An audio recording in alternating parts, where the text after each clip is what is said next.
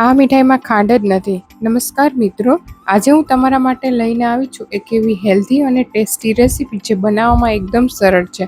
જો તમને મીઠાઈ ખાવાનું મન થાય તો હવે ખાંડ વગર પણ સ્વાદિષ્ટ મીઠાઈ બનાવી શકો છો. આજે આપણે બનાવવાના છીએ પાન ખજૂર એનર્જી બાઇટ્સ. ચાલો જોઈએ સામગ્રીઓ. અડધો કપ શેકેલી બદામ લેવાની છે જે ઠંડી કરીને અહીં રાખેલી છે. 12 બી કાઢેલા ખજૂર, અડધો કપ છીણેલું નાળિયેર, 5 થી 6 નાગરવેલના પાન અને અડધી ચમચી એલચી પાવડર. સૌ પ્રથમ કડાઈને ગેસ પર ગરમ કરવા મૂકી દીધેલી છે. તેમાં અડધો કપ બદામને 2 થી 3 મિનિટ હળવી શેકી લેવાની છે. યાદ રાખવું કે બદામ કાળી ના પડી જાય.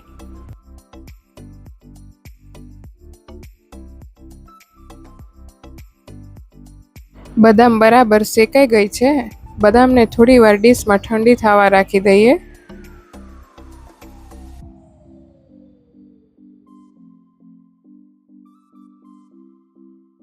મેં અહીં 5 થી 6 નાગરવેલના પાન લીધેલા છે જેને ચોખ્ખા પાણીમાં ધોઈને સાફ કરવાના છે.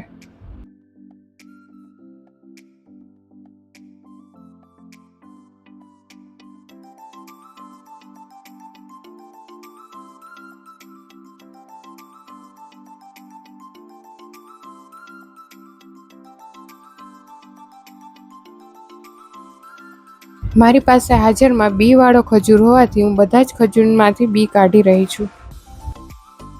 નાગરવેલના બધા પાનને એકની ઉપર એક ગોઠવીને મીડિયમ સાઇઝની મેં અહીં કતરણ કરેલી છે.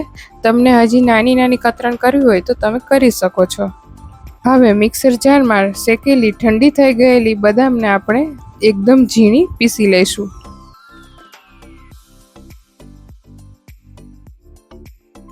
બદામ બરાબર પીસાઈ ગઈ છે. હવે તેમાં આપણે ખજૂર તેમજ નાગરવેલના પાન એડ કરી દઈશું.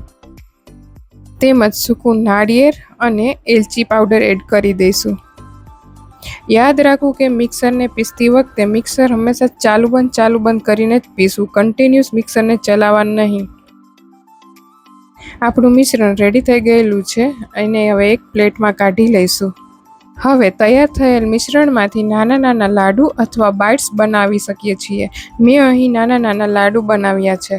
અંતમાં દરેક લાડુને છીણેલા નાળિયેરમાં રોલ કરો જેથી તે વધુ સુંદર અને સ્વાદિષ્ટ લાગે. હવે આ બાઇટ્સને 20 મિનિટ માટે ફ્રીજમાં રાખો. બસ તમારી હેલ્ધી ખાંડ વગરની અને સ્વાદિષ્ટ પાન ખજૂર એનર્જી લડ્ડુ તૈયાર છે.